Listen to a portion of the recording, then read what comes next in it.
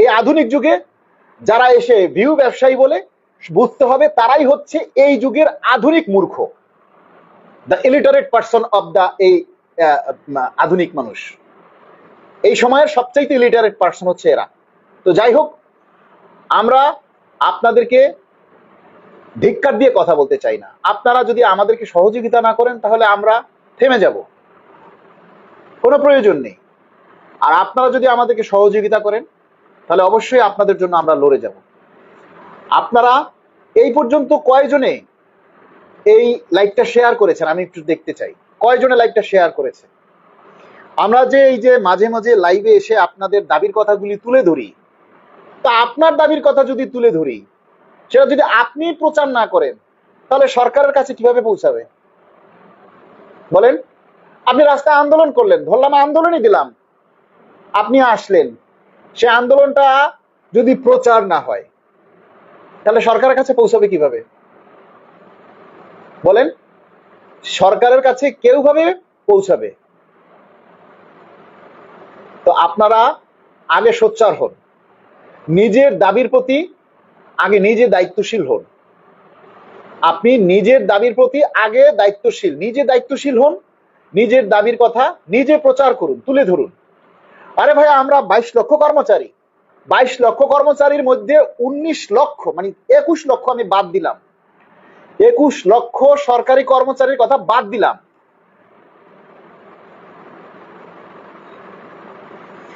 21 লক্ষ কর্মচারীর কথা আমরা বাদ দিলাম।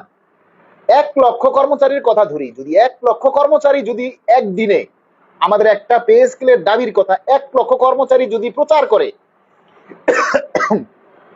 1 লক্ষ কর্মচারী যদি সেই দাবিটা শেয়ার করে, 1 লক্ষ কর্মচারী যদি সেই দাবিতে কমেন্টস করে, 1 লক্ষ কমেন্টস, 1 লক্ষ কর্মচারী যদি ওই দাবিতে লাইক দেয় তাহলে 1 লক্ষ লাইক। চিন্তা করতে পারেন আমাদের দাবিটা কত ভাইরাল হবে? সরকারের কানে না পৌঁছে কোনো উপায় আছে বলেন? আপনারা কয়জনে সাপোর্ট দেন? সোশ্যাল মিডিয়াকে আপনারা কি মনে করেন?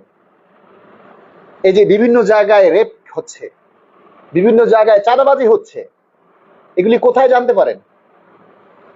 খবরের কাগজে নাকি এই ফেসবুকে? আরে খবরের কাগজ তো সব ফেসবুকে এখন।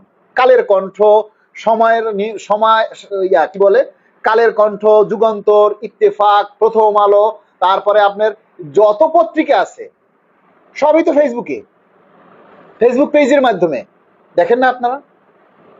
তারপরে যদি আপনারা ভিউ ব্যবসায়ী বলেন, ফেসবুকে নিজের দাবি সম্পর্কে সচেতন না হন, তাহলে আর কবে হবেন? আর কবে হবেন? আপনি তো নিজেই আপনার দাবির প্রতি সোচ্চার না, আপনি পে স্কেল কিভাবে পাবেন? আপনারা নিজেরাই তো পে স্কেলের দাবির প্রতি সোচ্চার না।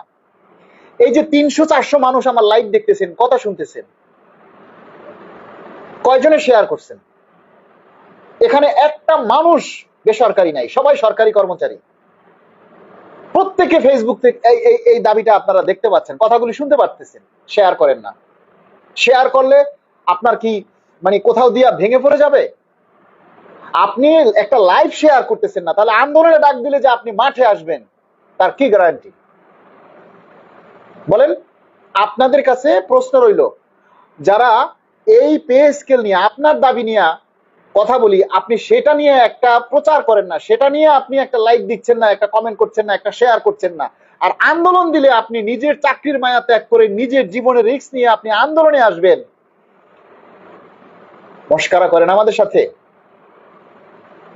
আমরা এই 11 বছর দেখেছি, যখন রাজপথে আমরা আন্দোলন করেছি, মহাসমাবেশ করেছি, 7ই ফেব্রুয়ারি আমরা শাহবাগে জল কামান খেয়েছি, তারপরে আমরা মানববন্ধন করেছি, 1 মে শাহবাগে অবরোধ করেছি, বিভিন্ন সময় আন্দোলন সংগ্রাম করেছি। আপনারা কতজনে ছিলেন? আর ঢাকা শহরে যারা 5 লক্ষ সরকারি কর্মচারী আছে, তাদের মধ্যে থেকেও যদি 1 লক্ষ কর্মচারী, 20,000 কর্মচারী রাস্তায় নেমে আসে, রাস্তা কেঁপে যায়, কিন্তু আপনারা আসেন না। একটা কথা সবাই এখন মাথায় রাখবেন, আমি এখন 100 টাকা বেতন পাচ্ছি, আমার চাকরিটা চলে গেলে আমি ওই 100 টাকাও বেতন পাবো না। তাহলে আগে আপনার ওই 100 টাকা ঠিক রাখতে হবে, তারপরে আপনার আন্দোলন করতে হবে। সবচাইতে বড় আন্দোলন, আমি বলছি সবচাইতে বড় আন্দোলন এখন সোশ্যাল মিডিয়ায়। যেদিন সোশ্যাল মিডিয়ায় আপনারা আপনাদের এই আন্দোলনকে ভাইরাল করতে পারবেন, 1 লক্ষ কর্মচারী, 22 লক্ষ কর্মচারীর মধ্যে আমরা 21 লক্ষ কর্মচারীকে বাদ দিছি, বাকি 1 লক্ষ সরকারি কর্মচারী যেদিন আপনারা সোচ্চার হবেন, 1 লক্ষ কর্মচারী যেদিন আপনারা নিজের পে স্কেলের দাবির কথা ফেসবুকে প্রচার করবেন, মনে করবেন সেদিন আমরা কামিয়াব, সেদিন আমাদের পে স্কেল বাস্তবায়ন হবে। আমাদের প্রত্যেকটা দাবির কথা সরকারের নজরে নিতে হবে। আপনারা দেখেন না, যে দাবিটা দেখবেন যে মিলিয়ন মিলিয়ন ভিউ হয়, যে দাবিটা, যে ফেসবুকের যেই পোস্টটা মিলিয়ন মিলিয়ন ভিউ হয়, সেটার প্রতি সরকারের টনক নড়ে, প্রশাসনের টনক নড়ে।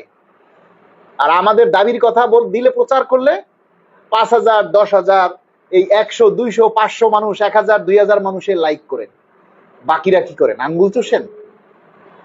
বলেন। ইশরাত জাহান তমা লিখেছেন, কয়জন মাঠে নামেন? তাই তো, একদম ঠিক কথা বলেছেন আপু। আন্দোলনের ডাক দিলে কয়জন মাঠে নামেন বলেন?